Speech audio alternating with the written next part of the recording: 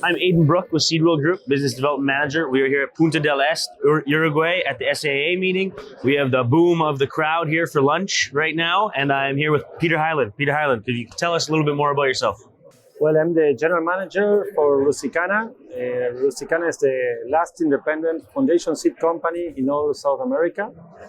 As you know, most of the seed companies sell seeds to farmers straight with a brand. We supply seed companies, we supply ag distributors, we supply food companies with seeds, hybrids or inbreds if a seed company has a breeding program. And today, after 30 years old of Rusticana, we are third generation in the seed industry, our family. My family was the owners of Morgan Seed Company. That was the second biggest company in Argentina in the 80s. Then that was acquired by Microgen, Dow in those days. Today it's Cortiva. Yeah. And since that, 1993, my dad started Rusticana. So we are in this business. Yeah. We believe in seed. We believe in family relationships. We believe in long-term agreements, and our core business is R&D. Yeah, fair enough. Awesome, fantastic. Thank you.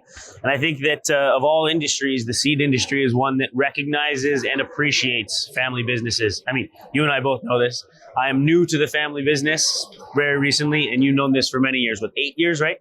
8 years managing the company as a seed company. Nice. And my dad gave me this space just to grow professionally. To learn. He was getting old. He's not retired. He's still here, 83-year-old, still active. And thanks God, he's still going because you always need the advice of somebody with a lot of experience. Of course. Very true. Very true. Awesome. I've heard that you've been interested in the realm of gene editing. What sparked your passion around the subject? Well, I'm not an agronomist. I manage a team of agronomists, of breeders, and people of R&D. And you always have to be open to new techniques, new tools. Breeding is, you have the classic breeding. So what is proved, what is being growing in the business, 1% yield, 3% yield year after year, okay? And then you have now the boom of new breeding techniques, CRISPR-Cas9, companies with new tools, new promises. You have Inari in the US. You have other companies doing different things in Brazil, different things in Argentina, different countries with their laws. Some of them, they take new breeding techniques as a new GMO. Some countries like Argentina, Brazil don't take those tools, those new breeding techniques as a modified gene, okay? So it's not a future that's flat. Some things are not crystal clear for the business yet, but I think we have to be open-minded. We have to use those new tools. As everything new, technologies at the beginning are very expensive. Then they become more democratic, more cheaper. And I hope in the future we could not only be using just the classic breeding technique, just we could use also new breeding techniques. And with if we could get better yield, more yield for the farmer, we could be getting just knocking some genes on off, okay? And if we could apply on that and take it to seed companies who do R&D, that could be a huge business, not only for the seed companies, that would be a benefit also for the farmer, and that would be also a benefit for the ag food chain. Well said. No, it's very well said. And totally true. Very true. Can you tell us a little bit more about the atmosphere of gene editing in Argentina? Is it something widely accepted, or is there still hesitation and pushback against it? Oh, that's a good question you've done. Argentina just released the trade Bioceres. Okay. That's a company is in the NASDAQ ranking company, Argentinian company of R&D. They develop a drought tolerance trait for wheat and for soybeans. some of the consumers were not really happy about having a gene edited trait, okay, on wheat. I think with these 2 years of drought we had in Argentina and in South America, not having grain for wheat is a problem. If you have a tool in your seed and you have the supply chain of having food guaranteed or just 15% more of tons in the silos of Cargill, Dreyfus, Bunge, or any of those companies, that you could guarantee the price of the wheat wouldn't be so high. That's a must. I know some people, maybe they are opposite of GMOs. It's okay, but we have to supply with food the world. Okay, we are having now at this moment a war in Ukraine, Russia, Ukraine. The cost of the wheat went To the roof. to the roof. Okay, the prices went up. The prices of the corn went up, and in South America we had drought, a terrible drought. In Uruguay and Argentina, Paraguay had some drought. You have countries like Uruguay and Argentina producing wheat, and you don't have some tools in your box to put in the farm, to put in the seed. You are in a deep problem. That's a tough spot to be. So, what's the situation? Maybe not all the end consumers of the food industry are happy. Maybe to have a seed with GMOs on the wheat. Okay, I can accept that, but we also have to accept the other part of the story, that you need to have a supply chain with food. On that position, I would say there's a balance, no? And some people are happy with the launch of Bioceres, and some people are not so happy. As like Roundup Ready was released in the first days, some people were not really happy. Then it took time. Okay, today I don't have stocks in Bayer and Syngenta or Bioceres. We're a family company doing R&D. We are not opposite of trades. We have a big non-GMO seed supply for food industry, but there has to be a balance. And in that balance, you need many tools. The new breeding techniques, the CRISPR, gene editing, all tools. We need those tools. Farmer needs tools, and the end user needs tools for the farmer, for the seed industry to supply those grains, to have bread in the table, to have corn for supper. So that's what is all the balance. Yeah, that's well said. Balance, I think, is a really good word for it, because having those tools, we kind of touched on earlier, even options. It allows options. If we don't have the weather that we need to use different tools to get the results and the food that we need in the world. I don't know how democratic will be those tools, how cheap it will be to access to those tools. But they'll be there. They will be there. At the first time, to have an app in your cell phone, maybe it was more expensive. The first iPhones were more expensive. Now they're kind of, if you buy the last iPhone, maybe it's more expensive, but you can buy an iPhone 11 or 12, okay? Cheap. And it's cheaper. Agreed. So I know exactly what you mean. you can, and you still have the apps, and you still can talk with your friends and some messages, photos, videos. So it's all about how you want to be. You want to be in the market, you want to be outside the market. And the tools, for sure, you need them. As an R&D company, we need tools. We survive being a non-GMO company, breeding company. When the traits expire, we got the traits that expired in Argentina into our germplasm, and now we are licensing those inbreds or those hybrids with post-patent traits. So we got access to those traits. It's the same. The seed companies, the food industry, they will have to access to those, and they need them. Maybe today they're thinking, I still think all the new breeding techniques, I want to see what's the price of them, how difficult it is to access. We need them. Today it's not so easy. And there are many companies in the US, in Brazil, in Canada, in Argentina, in Uruguay, in Chile. We have a lot of labs you have a lot of people with a lot of brain muscle, thinking universities. They are developing new things. Maybe we don't know them yet. They're around the corner, and I guess that they're going to be released in the 3 to 5 years. We are going to see how this is getting really moving really fast. It has to be democratic, and for sure the prices will come down. Today, maybe they're extremely expensive. Start high. And you can know how much is the cost of the new breeding technique, the gene editing, how much they give you to your yield, and how much you can put it into the bag, into a seed bag. It doesn't care if it's soybean, wheat, sorghum, or maize, or corn.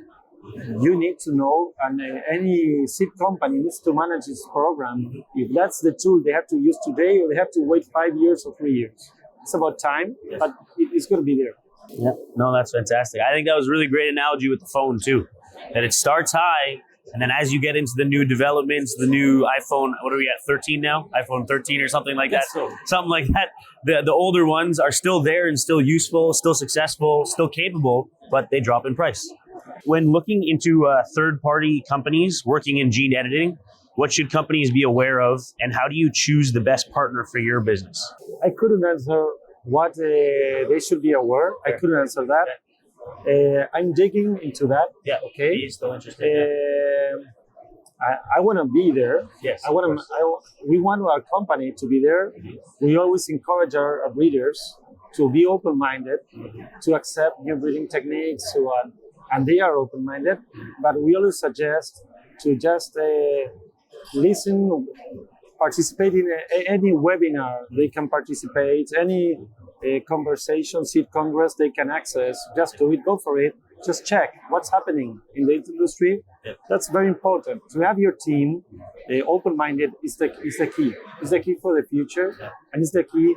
Breeding today has to be more collaborative. Okay, and the breeding programs have been closing so much into themselves. Today, you need to be more open-minded, to have an inbred from Thailand with more resistance to a little bit of drought tolerance, an inbred from Argentina, an inbred from Chile, an inbred from the US, from Canada, with a cold resistance, or freeze, okay, or wind, hard winds. So we don't have all those conditions when you're doing breeding, only in one place, okay? And the other thing are diseases, viruses. So those are problems now. Very much so. In Brazil, you are having problems. Argentina, North Argentina, Paraguay, you are having problems with new diseases that they were not even under the scope 3 years ago. So you have to be kind of open-minded there. And what I would be aware, there's so many problems that there's not only one problem.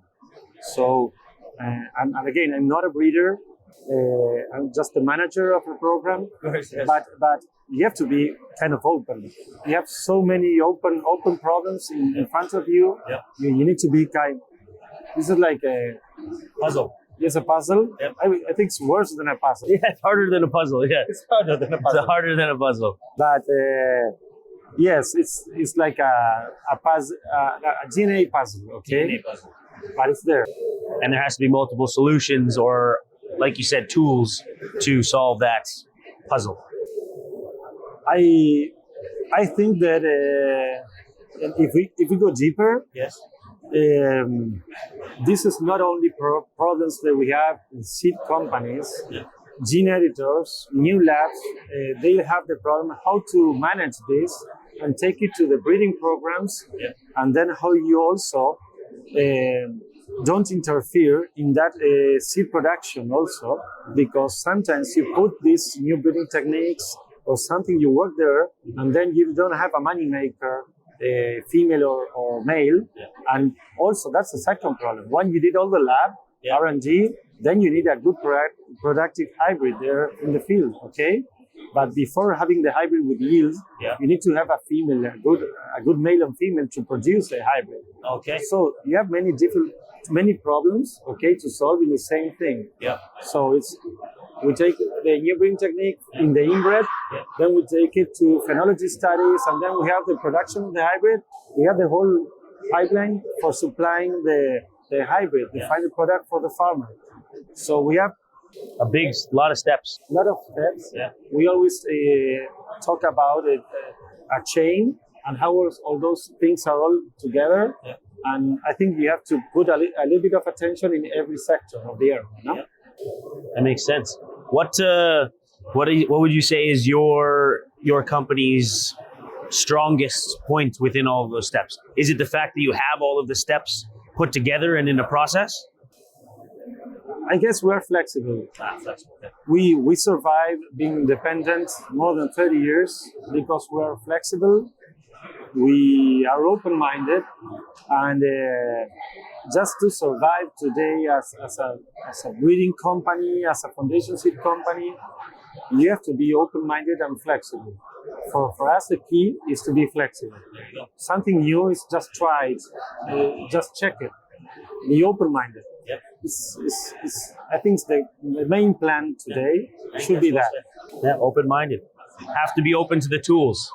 Totally. Cool. Awesome. You and your family particularly work in the corn seed sector. How do you think gene editing will affect corn hybrids in the future?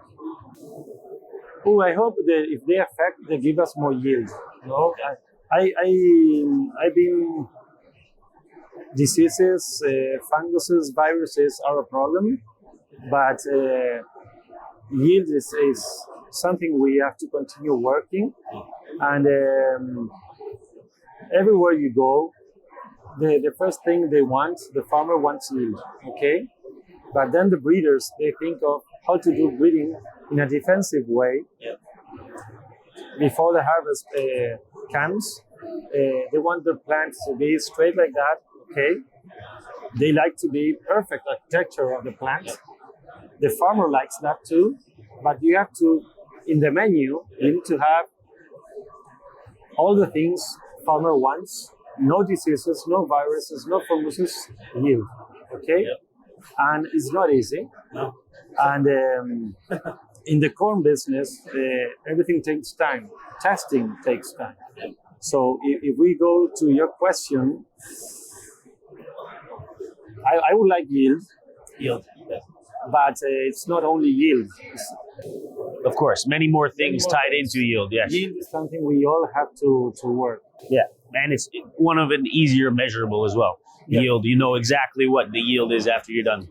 And there are many diseases we still don't have them under our scope, okay? Of course. So we have to be prepared, because if they come into, if these diseases, they go to the market very fast, we don't have tools to work that. Yeah. So that would be something I would be worried about. Cool.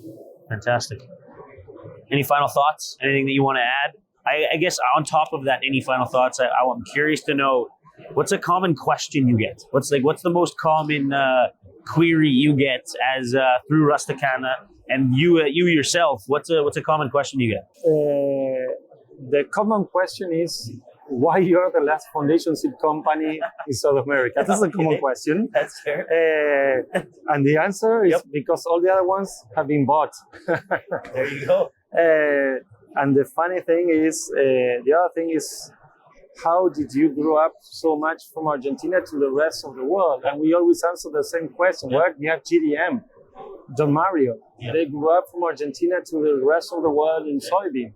Yeah. So our first licensor was Don Mario, GDM. There you go. So sometimes we like to say that we are the next Don Mario in corn. There you go. That's a pretty good spot to be. That's the second answer. Fantastic. No, that's awesome. Cool. Well, thank you very much, Peter. This is Peter Hyland and Aiden Brook with Seedwell Group. Thank you guys very much. Thank you. Thanks, man.